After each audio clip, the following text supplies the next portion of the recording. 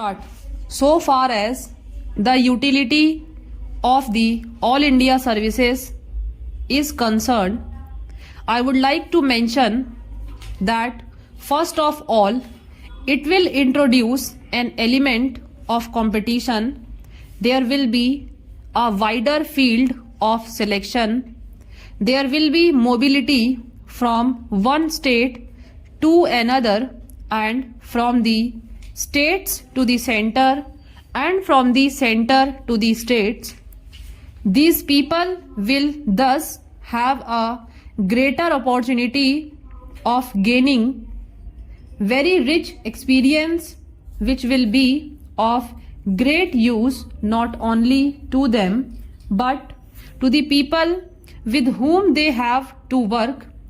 I would also like to mention one more very important aspect, that of national integration.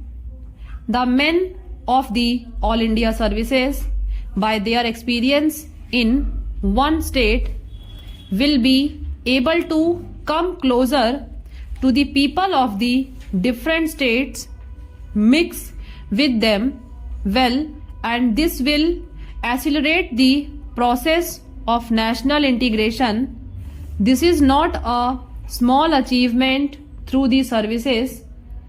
If the services do not have this national approach, then it is bound to have an adverse effect on the people as a whole, because the services are in a way an element of the society and they are able to build up public opinion. I am not only taking of the officers at the top but at different levels, and the kinds of opinion they hold, the way they behave, the way they act, all have their own effect on the people. And if they function on a national basis in a disinterested way, having no provincial views and considered matters at the national level, then this will create a national atmosphere in the country. So it is very important that there should be as many All India services as possible, because as I have said, they are able to move about the every section of the people of the states, know their language, and they are able to bring fresh experience and fresh outlook in the different states wherever they go. Coming to the present two services which are the subject matter of this resolution, the Agriculture Administration Committee, which was set up in 1988 to examine the question of reorganization of agricultural administration, recommended the formation of an all India agriculture service. According to a scheme was drawn up by the Ministry of Food and Agriculture and circulated to the state governments on August 9, 1992. So far as the question of All India services is concerned, it is this house that has the right to move and pass such a resolution, but because the states are also concerned, naturally we consult the state, we take them into confidence, we discuss with them, and it is only after all the states have agreed that this question was finally decided, and it was thought proper that these two All India services should be formed. This does not mean that merely by the passing of this resolution the services are finalized.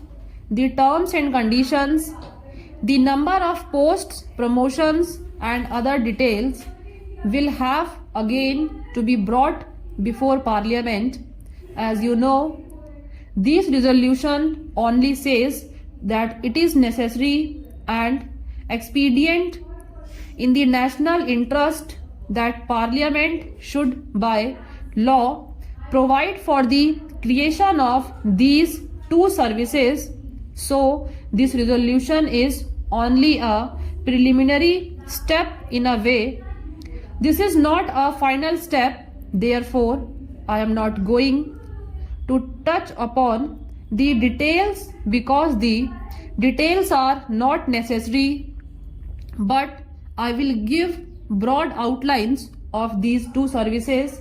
It is proposed that, like the existing All India services, each state should have an agriculture service cadre of its own, incorporating the posts of district agricultural officers and above. The union territories would have a separate cadre to meet their requirements. The requirements of the center would be met by drawing officers on tenure deputation from the state and union territories cadres. So far as recruitment is concerned, 33% of the senior posts will be filled by promotion of officers of the state agriculture services, while the remaining posts will be filled by direct recruitment. That means those who are already in position will be promoted, while 2/3 of the total will be filled by direct recruitment. There will be 4 categories of posts: Director of Agriculture, Additional Directors, Deputy Directors and Assistant Directors of Agriculture. These are the broad outlines. I am not going into the details. So far as the educational service is concerned, it was at the National Integration Conference held from 20th September to 1st October 1961 that views were expressed strongly that for administrative purposes an all India service should be created in the field of education.